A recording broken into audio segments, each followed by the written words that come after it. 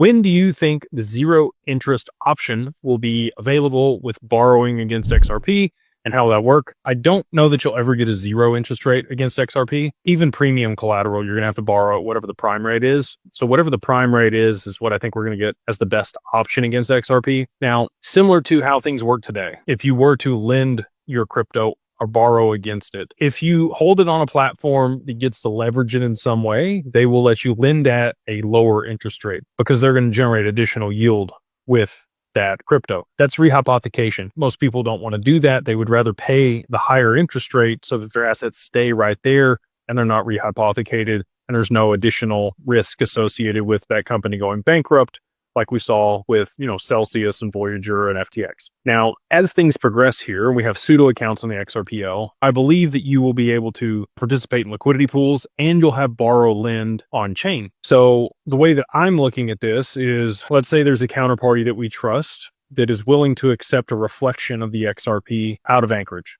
So your XRP stays in Anchorage. We reflect it with them on their balance sheet. They do whatever they're going to do with it. Hopefully it's super low risk. I would, again, if we're working with them, we're going to make sure of that. And, they'll pass back the returns to the client. That might take a form like a CD or something where you say, hey, I'm going to give it to you and you're going to be able to reflect this for 6 months or a year and use it on your balance sheet to generate returns for your company and pass us the majority of it. When it comes to the lowest interest that I think you're going to be able to get is if you do borrow lend at the same time. So you're lending the XRP to them. They're able to generate some return on it. Again, ideally it's locked in your account, and then you're also able to borrow against the same financial product. So, let's call it a CD. You're able to get 4% per year on your CD if you just leave it there. But if you wanted to borrow against that CD, you could borrow at like 3%. Now that counterparty is going to make however much they are for trading it on their balance sheet and an additional 300 basis points for your loan. So now you're borrowing at 3%. That's